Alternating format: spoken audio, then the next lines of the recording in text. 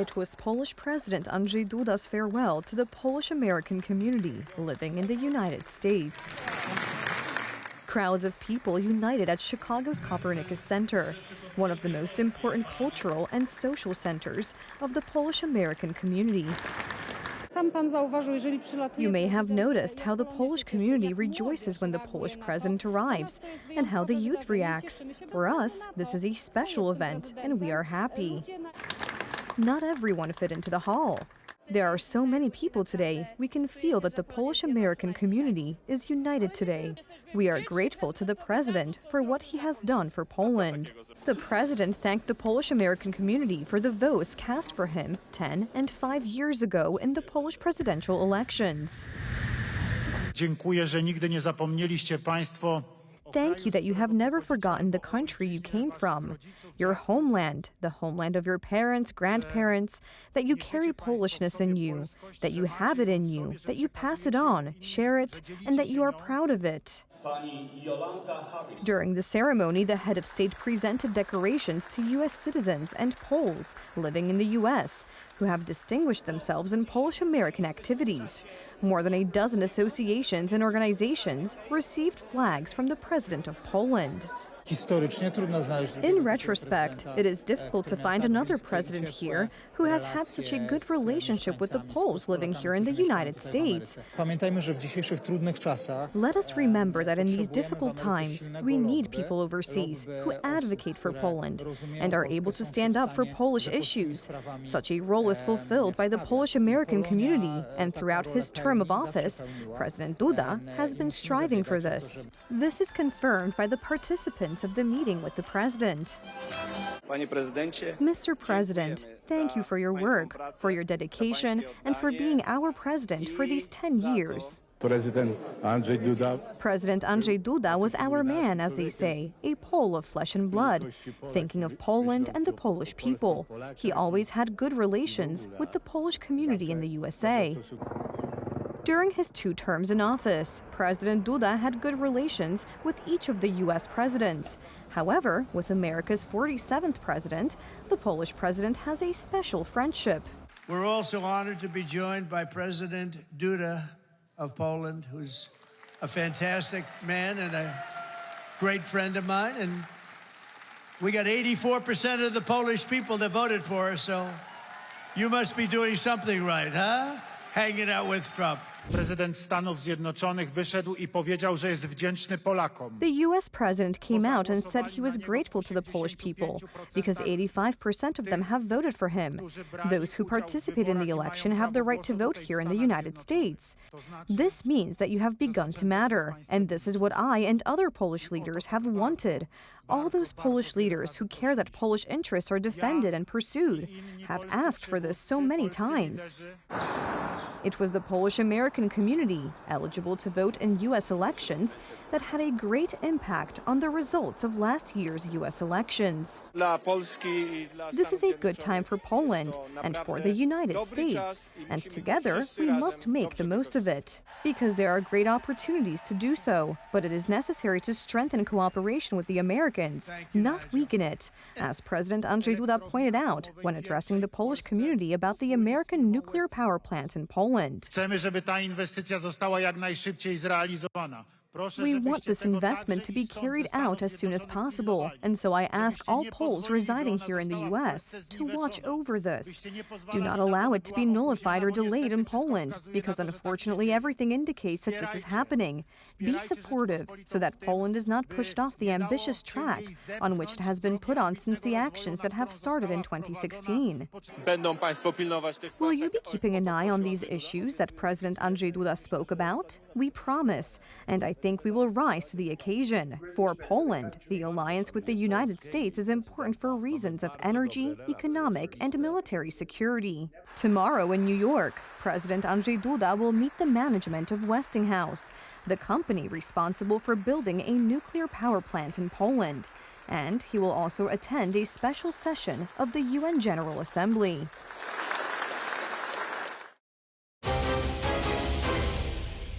This is the Eisenhüttenstadt detention center for migrants, from which, as confirmed by German authorities and media, illegal immigrants are deported to Poland. According to the Polish Ministry of the Interior and Administration, the decision to expand the facility was not taken in consultation with Polish authorities. Ever since the Polish media revealed the German Interior Ministry's plans to speed up the process of transferring immigrants to Poland under the Dublin regulation, as well as the opening of new buildings at the Eisenhüttenstadt facility, the Polish government has been actively trying to convince the Polish public that nothing of the sort is happening.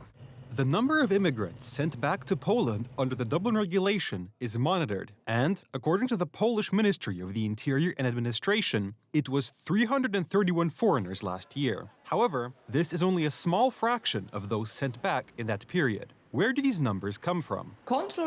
By controlling this border unilaterally, the Germans managed to invent a certain terminology which suggests that these people did not get into Germany at all, that they were returned back at the border. And now, this terminology seems to be used by the Polish side as well. In my opinion, this only serves the German side.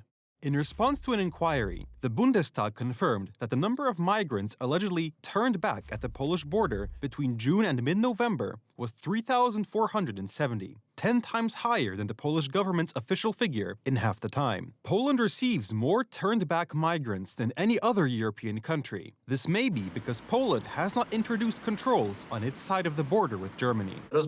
I've talked to many German policemen. In the years since the new government came to power in Poland, they've been dropping off migrants who were brought to the border, who were caught elsewhere, and telling them to go to Poland. The lack of response from the Polish authorities to these German pushbacks, as well as the fact that a center for immigrants is being expanded near the Polish border, is causing concern among residents of border areas. We should regain control of the border with Germany from the west, since they have reintroduced border controls against Poland, especially since we have this problem of migrant pushbacks and detention centers on the Polish border. The German regional newspaper MOZ, quoting Olaf Jensen, head of the center in Eisenhüttenstadt, reported that in the future it will be possible to transport not just individuals, but also larger groups of people. Meanwhile, Polish Deputy Minister Maciej Duszczyk argues in a post on X that this is not true. So, who is correct? In this case, we have to believe the German authorities, who give detailed data on the number of people who have already been sent back to Poland. It is thousands of people. We can also expect that, after the formation of a new government in Germany, the federal government will further intensify these deportations. And unfortunately, I have to say that I do not trust the Polish authorities to stop this. We asked the Polish Minister of Internal Affairs and Administration, Tomasz Siemoniak, how many migrants the Polish authorities had counted who had been sent back to Poland under the pushback procedure. We did not receive an answer. This may be because Polish authorities do not keep track of this number, as the border is currently only guarded on the German side. At Prime Minister Donald Tusk's press conference just before departing for the European summit in London, he argued that Europe and Ukraine did not need an alliance with the United States. There is a paradox, and see how it sounds. 500 million Europeans are asking 300 million Americans to defend them from 140 million Russians. One just wants to repeat the words. The only person you can count on is yourself. However, it took only a few hours for him to change his mind. This is his speech on the same day, but following the Lancaster House meeting. Donald Tusk changed his mind completely. No one doubted. I want to emphasize this very strongly, that the absolutely most important thing for us, for Polish security, for European security, for the future of Ukraine, is to maintain the closest possible ties with the United States. This, by the way, is not the first time Donald Tusk has changed his mind so completely. Also on the issue of relations with the United States. A few days ago, he tried to argue that President Donald Trump was his friend, but during the election campaign, he called him a Russian agent. So, if our security depends on relations with Washington, it would be better if someone else represented Poland in these relations. With Tusk, practically nothing is permanent. He doesn't have a well-thought-out foreign policy. He's paralyzed. He's living in a kind of chaos, decision-making chaos, intellectual chaos. Here we're talking about discernment, about what's going on internationally. He's hung up on Germany too much. And as we know, there's no new government in Germany yet. So there's no precise policy. And he probably has noticed that this is perhaps a game of appearances, this whole summit. Because the meeting, attended by representatives of 12 European countries, Turkey, Canada, the European Union and NATO, did not produce any concrete results. We are at a crossroads in history today. This is not a moment for more talk. It's time to act. Time to step up and lead.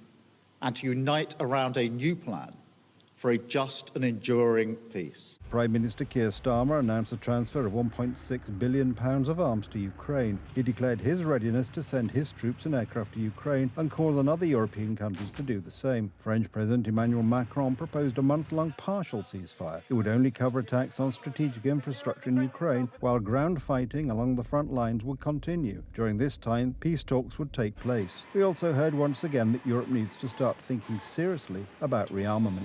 We really have to step up massive the defense expenditure.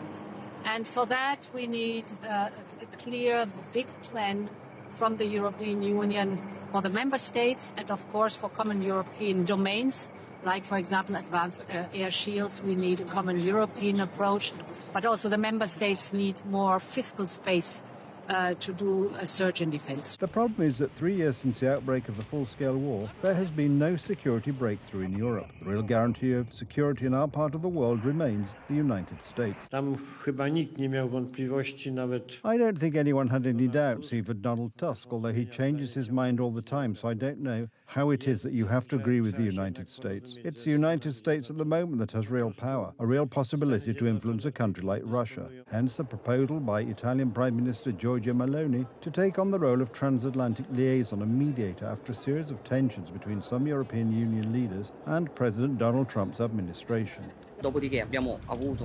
We had a wide and frank discussion on how to achieve this common goal, how to promote unity and, more importantly, how to prevent divisions in the North Atlantic Alliance and the West. It seems to me that there is a broad consensus on this issue. There are many proposals, and I believe that each of them brings us closer to the goal.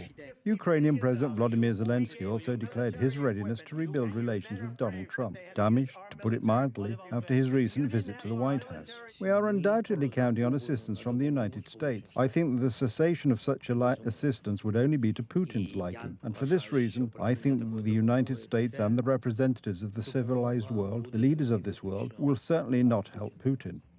It is the United States that has been and continues to be the largest donor of military support to Ukraine. I think we still need to establish US-Ukrainian relations through diplomatic channels and continue to benefit from their assistance. But it's also good that the European Union is also supporting us and is finally waking up. Later today, President Donald Trump is scheduled to meet the Secretaries of State and Defense to decide on further US policy towards Ukraine. And in 3 days' time, on the 6th of March, there will be an extraordinary summit of the European Council dedicated to the security of Ukraine and our entire continent. They track every step of illegal immigrants from the ground, water, and air. This is what patrolling America's borders looks like now. As soon as Donald Trump took power, America's security became its top priority. The RGV has been the epicenter for alien activity was for 8-9 years, and then everything changed and went to the Del Rio sector, and that's when we saw thousands of people under the bridge out there. The American leader is not throwing words to the wind, but is sending additional forces to defend the border. Part of the elite Striker Combat Brigade and a General Support Aviation Brigade. A total of 3,000 more troops will go to the border with Mexico. The new troops are expected to help monitor the situation in critical areas so that intruders do not cross onto American soil. Because of President Donald Trump, this is a new era at the southern border. A new era of determination, a new era of cooperation, and at the Defense Department, we are proud to be a part of it. And we provided. Donald Trump's 25% tariffs on Canada and Mexico also go into effect tomorrow. This is a punishment for enabling illegal immigration and drug smuggling into the United States. Families are destroyed after that happens, so it's not just that. That's the ultimate, but the families are absolutely destroyed.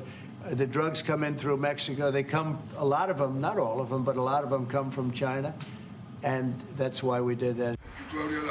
At the same time, mass deportations of illegal immigrants who entered America without opposition from the previously ruling Democrats are underway. In Donald Trump's first month in office, the authorities deported nearly 38,000 dangerous criminals who had terrorized American towns and cities. Most illegal immigrants forcibly returned to Mexico, Colombia or Venezuela. I come from Venezuela. I crossed the border freely before and reached the United States, and now they have deported me. I have no way to return.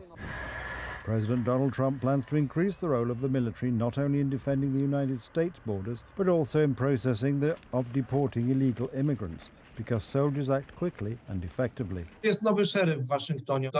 is a new sheriff in Washington. Donald Trump stressed during the presidential campaign that he would do something about it, and now we see that he is doing it. The number of illegal crossings on the southern border has dropped to levels not seen in 25 years. The US Border Patrol intercepted 8,500 illegal immigrants in a month. That's as many as had crossed in 12 hours under President Biden. After the Democrats jeopardized the safety of Americans by letting in millions of dangerous people without control, now the most important values are back in place. I have a message for anyone who tries to cross the US border illegally. We will get you and deport you within hours.